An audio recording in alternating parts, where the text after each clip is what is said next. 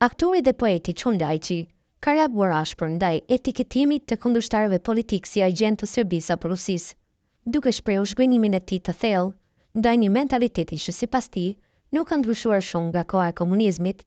Me një postim të tij në Facebook, ai shtron pyetjen nëse është mëkat të ndihesh shqiptar dhe të mos mbash flamurin e asnjë partie. Në vijim postimi i tij plot: apo më tregon e diçka? E kam kuptuar atë botë ku edhe frymarrja duhet të ishte ideologjike, ku edhe loti duhet të dilte sipas vijës së partisë, ku nuk i shkruaj dot një poezi gruas pa i rënë rreth e rrotull dhe hiqësit të ndritur. E kam kuptuar një sistem ku vlonin spionët si krimbat, ku zguxojnë të përshurrin çosheve të qytetit pa kshyrur 3 herë mbrapa. Mos ndoshta është ndalur ndonjë spion të ndonjë pemë.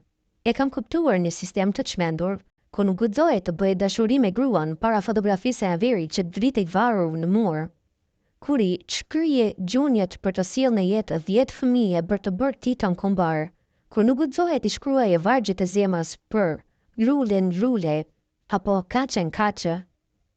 Si mundet që sot çdo njeri që mendon ndryshe shndërrohet me një herë në një agent të Serbisë, në spion të Rusisë, apo kush janë këta që përshëzohen nëpër portale pa i njohur as fytyrën e vet në pasqyrë. E kam kuptuar një sistem kur Zoti ishte në qiell, e zguxohej me ju lut, e presidenti ishte në tokë e të gjithë binin në gjuni para tij. Po që vjen koha, me Yashar në kryeministrit e presidentin me kërcënu me vdekje, këto se kam imagjinuar kur. Prandaj, më tregoni para se ta mbyll këtë kafe vetmije, a është mëkat të ndjesh shqiptar pa bllëhoritur për askënd? A është faj të duash kombin pa e përshtill me flamë partie? Dhe krit në fund, a është normale që po i friksohem edhe vetes sime se ndoshta një ditë do të më quajnë edhe ajo agent?